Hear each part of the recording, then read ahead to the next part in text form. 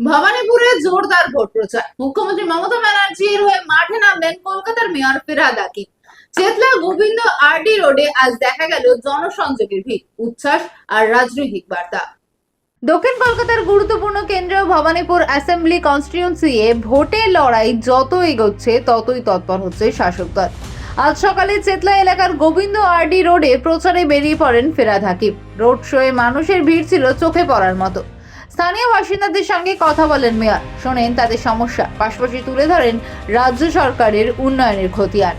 প্রিয়াঙ্কা টেবরিওয়াল আর কি ডিফারেন্স? আপনারা এরকম ভাবেন কেন?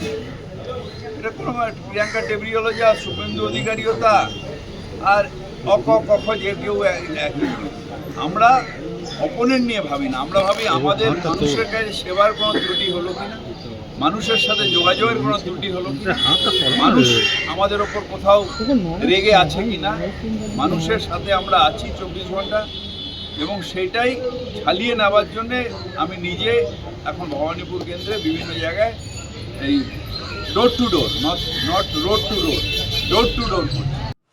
এই প্রচারের মূল লক্ষ্য ছিল সাধারণ ভোটারদের কাছে সরাসরি পৌঁছে যাওয়া এবং মমতা ব্যানার্জির নেতৃত্বে সরকারের কাজ তুলে ধরা।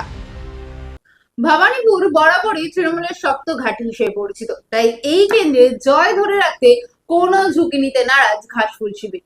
এখন দেখার এই প্রচার কতটা প্রভাব ফেলবে ভোট বাক্সে। ভবানীপুরের মানুষ কি আবারও ভরসা রাখবেন মমতা বন্দ্যোপাধ্যায়ের উপর, নাকি বদলের হাওয়া বইবে এই কেন্দ্রে?